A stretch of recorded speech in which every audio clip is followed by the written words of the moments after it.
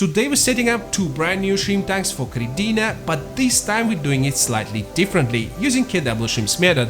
You're gonna see the first 100 days of these tanks life condensed into this video. Sit back, relax and enjoy. Alright, here you go. These are our two new tanks that we're gonna setting up today. I'm gonna pop the sizes of the tanks on the screen. I already fixed glass partitions at the back of the tanks just to create the area for undergrovel filtration. So the next step, we're gonna place these plates. And guys, you know what is also good about this setup? That you don't need to worry about these gaps between the glass and the plates. So you can just roughly cut the plates, because at the top is gonna be a sponge, and sponge gonna cover all the gaps. So I'm gonna show you in a minute. And guys, just a quick advice. If you need to cut these plastic plates to fit your UGF, what I find that the best tool for that, from my experience, are the tin snips. They work really well for this job. I'm not sure if you remember, but before I used my chop saw to cut these plastic plates, and you can see from my previous video that it's a little bit risky, so tin snips are much safer for this job. Luckily, all my fingers still attached to my hands. So the next step is to adding sponge inside the UGF. So we're gonna use very thick and very coarse sponge, because over the time the soil inside the UGF gonna be break down into the dust, and lots of waste gonna be inside the UGF as well, which gonna be sink down to the bottom of the UGF. So you want all this waste to get through that sponge. That's why it needs to be very coarse. The sponge has lots of surface area for bacteria to live on, and thicker the sponge, the more bacteria in your tank. So I already cut the sponges to the size of the UGF, and I made some holes for the tubes. So all we need to do is just to put them in place. So we're gonna use two thick sponges. Each sponge is 4 centimeters thick. This has plenty of area for our beneficial bacteria to establish. That should be more than enough. I normally cut sponges slightly bigger than the space. You can see it. So they can fit very firmly inside, very tight like that. So now once we finish with the sponges, we can attach the uplifting tubes. And what's also good about the sponges, guys, it's not only holding the massive amount of beneficial bacteria, it also prevents your UGF from blocking and stop working. I'll show you a quick example here. You can see inside this tank I have a UGF boxes without the sponge. Over the time the flow becomes less because waste stuck inside this soil cannot get through the soil and sink to the bottom. If you try to clean it with the shrimps inside the tank, you're gonna release a lot of toxins, and they're gonna harm your shrimps. I mean, I never used the sponges before until I met Kelvin, and Kelvin suggested me that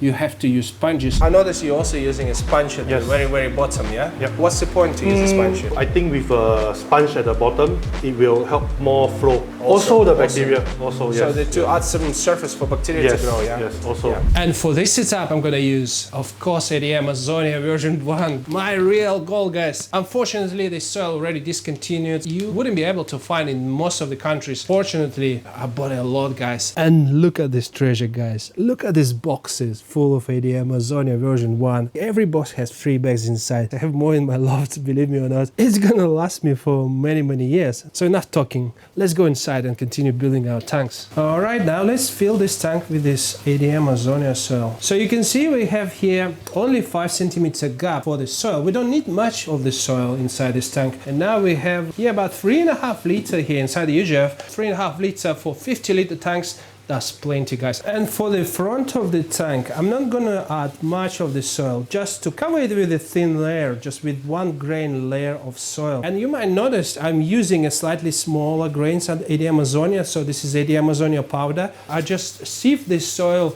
and I just separate smaller grains from bigger grains, and I'm using the smaller grains for the bottom of the tank, because the smaller grains not working very well inside the UGF, so it's better to remove them and then use these smaller grains at the front of the tank. Beautiful, look at this, guys. Let me just confirm quickly all the sizes once again, just in case you want to exactly copy this setup. So we have tall UGF, 15 centimeter tall. We have a sponge, which is 8 centimeters, and we have 5 centimeters thick soil at the top. And now we need to place these tanks into the racks, and then we can fill them with the water. Let's do it now.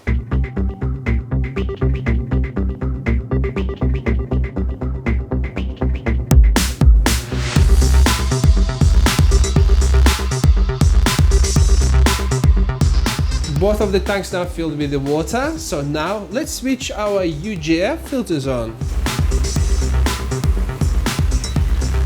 So next, I'm gonna add some sponge filters. Never underestimate sponge filtration. For this larger tank, I'm gonna use 2 sponge filters on either side. You know guys, before, I didn't use any sponge filters in my tanks, only UGFs. And that was my mistake. I often find some dead shrimp in my tanks and I didn't know why, but now I know. You know, UGFs, they hold some bacteria, but not as massive as sponge filters. That additional bacteria might help you to deal with some ammonia spikes. KW Shrimps, he always has lots of sponge filters in his tank. I noticed that in one of his tanks, he even has 4 sponge filters. So I guess if you have a large shrimp tank and you have a power air pump or spare air pump, why don't you put few extra sponge filters? It never hurt, right? It only give you an extra airbag, you know. If you have any ammonia spikes, you know that your sponge filters most likely to deal with that without harming your shrimp. Now it's beautiful. Now we have plenty filtration in this tank. Don't forget to leave your outtakes, even on the sponge filters, slightly above the water. Just give you plenty of aeration and your shrimp's gonna love it. I know what you're thinking, guys. Why I still didn't add any bacterial powder? Because normally, if you saw my previous videos, when I'm setting up the tanks, I sprinkle some bacterial powder on top of the soil before adding any water. But this time we're doing this with KW Shrimp's method, and he uses a slightly different way of adding bacterial powder. Let me show you how. KW Shrimp's bacterial powder is very similar to dead shrimp powder, but this powder is also contain a live bacteria. I think it's called dormant live bacteria. So this live bacteria is activating when you mix the powder with the water, like I'm doing now. That's why Kelvin normally pre-mix this bacteria with the water to activate this live bacteria. That's what we're gonna do now. So I'm gonna add 5 grams of this bacterial powder into the large tank and 3 grams into the small tank. So 5 grams is 10 spoons like that. So let's add 10 spoons into the water. 6, 7, 8, 9, 10. So now I'm gonna spend a couple of minutes to mix it. All right, so now let's adding our powder into our tanks. And just look at this. As you can see, the water gonna become very cloudy and it's gonna stay like that for a few days, for at least 3 days. So now let's make this smaller tank cloudy also, and adding a lot of bacterial powder here. Wow, just look at this. So guys, the next important step is to switch off the light until your water completely clear, because now there is no point for the lights to be shining in the water, because now it's shining on the dust, and you can see this cloudiness. That might create a green water. This is the last thing you want to have in your tanks, because if your water turn green, the green water will absorb lots of nutrients from your soil. It's gonna wearing your soil a lot.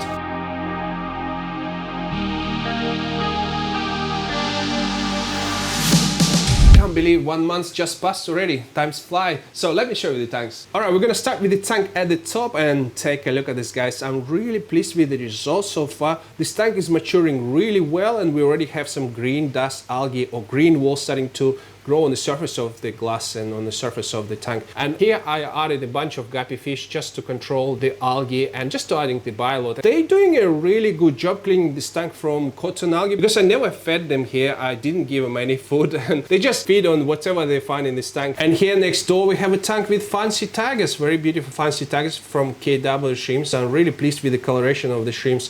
Just look at them, guys. They're doing absolutely fantastic. By the way, they already started to breed. You can see the males starting to look for female, and we have some babies here inside this tank, so I'm really excited about this colony. By the way, I started to mix red fancy tigers with black fancy tigers inside this tank. I just ran out of tanks, to be honest with you. And now guys, let's move on to the tank at the bottom, and you can see this tank is completely different story. This tank is totally free of any type of algae. Of course, the first thing you notice, we have 2 beautiful goldfish here, and they're basically just a little cleaning machines. You probably know that they eat any type of algae, and they don't feed them, they eat whatever they find in the tank. They also adding a lot of ammonia inside your tank and help it to be cycled. We don't have any green walls here, and I'll show you why.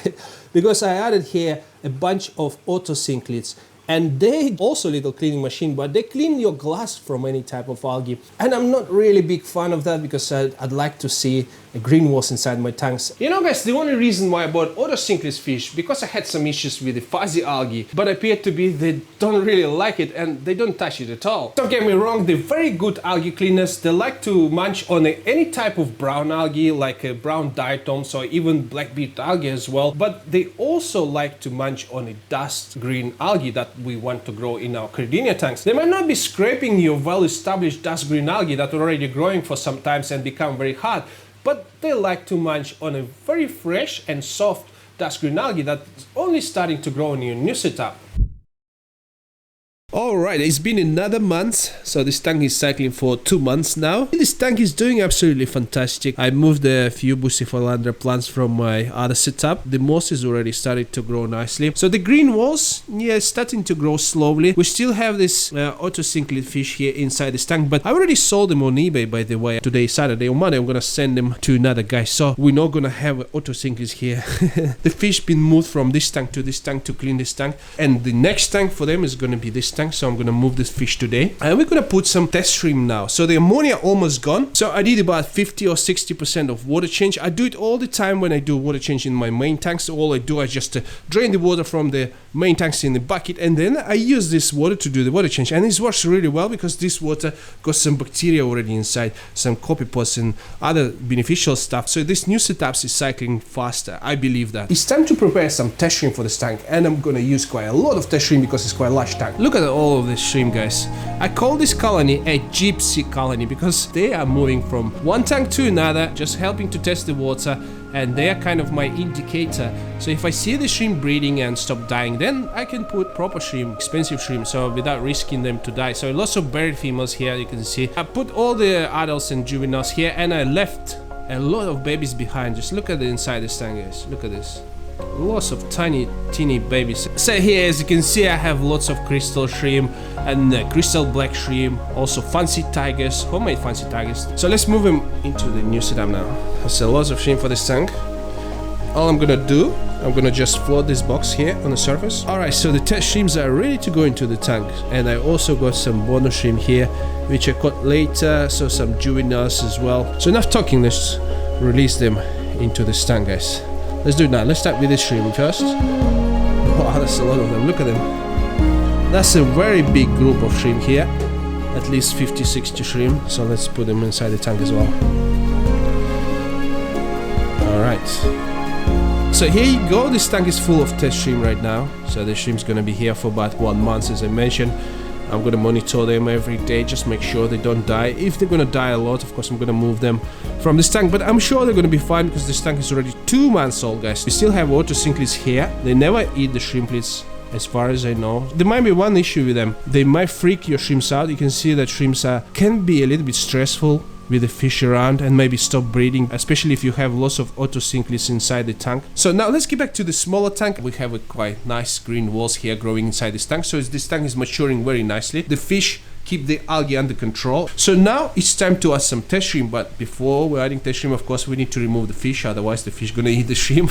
And we also need to add some moss because this tank is completely empty, no plants here. Here you go, it looks much better now. I added some Taiwan moss inside this tank. I got this moss from this tank, and maybe, as always, I moved some little babies, but that's okay. Later I'm gonna find them and move them back to this tank. I also did the water change. I changed about 80% of water, and I used the water from existing tanks. We do still have a little bit of ammonia here inside this tank. If you don't use any Amazonian soil, any other soil which doesn't leach ammonia, you're okay. You don't need to do so many water changes. And they are the shrimps I'm gonna add to this tank. They're also my gypsy shrimp that moving from tank to tank and help the tank cycle. So they are just basically a cull shrimp from different tanks, and of course they started to breed, and I have lots of babies here. Babies from cull shrimps are cull as well. They already did a good job to test the water here. This tank is completely cycled now, is about 3 months old, and I'm just about to add the proper shrimp here. And now guys, I can sleep even better because I know when I add expensive shrimp in this tank, I know that my expensive shrimp not gonna die because our test shrimp did very well here. Alright, so here we have mix of different type of Caridina. You can see we have even ocean blue here, one buried mama, blue balls, and lots of different type of Caridina shrimp. So they all gonna go here. Let's just release the shrimp now into this tank. Make a little shrimp rain. So here I would say about like 40-50 shrimp. That's a good number for this tank. You can see they already start to graze on the filters and on the soil. So we're gonna leave them alone for about 1 month. It's been another month, and I'm back with the final update. And this is the large tank. It has been doing absolutely fantastic. The shrimp are very active and they're breeding non-stop. Most of the females are buried here, and we have plenty of little babies everywhere inside this tank. Guys, just look how they're eating. They are super active and they're fighting for the food all the time. This is how your shrimp's supposed to eat in a healthy established tank. And now seeing that, it is safe to say that this tank is now fully matured and totally ready for the proper shrimp. After the test shrimp have done their duty in this tank, it was time to move them into another new setup. But that's a story for another video. And this is how the smaller tank looks. It was also doing great and had established very nicely. The shrimp are breeding as well, but there weren't many females in this tank. Most of the shrimp were males, so the results weren't as good as in the larger tank. I still had plenty of little ones in this tank, and some of them looked very interesting. The shrimp were active and healthy, and it was finally time to add the proper shrimp. At that time, KW Shrimp sent me a massive shipment of 1000 Caridina from Singapore, and I ran out of tanks in my small shrimp room, and I needed these new setups to become home for some of the new arrivals. For the new large tank, I chose 250 ocean blue shrimp from that shipment. The shrimp were still very small, and this tank is big enough for that number. After I briefly temperature acclimated them by floating them in acrylic boxes, it was finally time to release them in their new home. Look at this, guys. After nearly 100 days of patience, this tank was ready for its permanent residence. 250 stunning ocean blue shrimp, a massive colony, finally moving into a new setup that was carefully built just for them. And for the smaller tank, I choose 120 of mixed wicked stardust and boa shrimp. Absolutely stunning shrimp that came directly from KW Shrimp tanks. They were offspring from his famous lineages that somehow didn't meet his very strict criteria, but they still look absolutely beautiful. They traveled thousands of miles to get here, and now they finally home. A hungry colony full of life and energy. Soon they'll grow, they settle, and they'll begin to breed, bringing even more stunning shrimp into this world. But that is a story for another video. And if you guys are interested in buying any high-grade Caridina shrimp that come from master breeder Kelvin Wong, don't forget to check out my website. The link gonna be in the description box. I can ship internationally to many countries. If you enjoyed this video, please don't forget to drop me a like, and don't go anywhere because you must watch this video next. Trust me, you're gonna like it. Thank you so much for watching. I'll see you in the next one.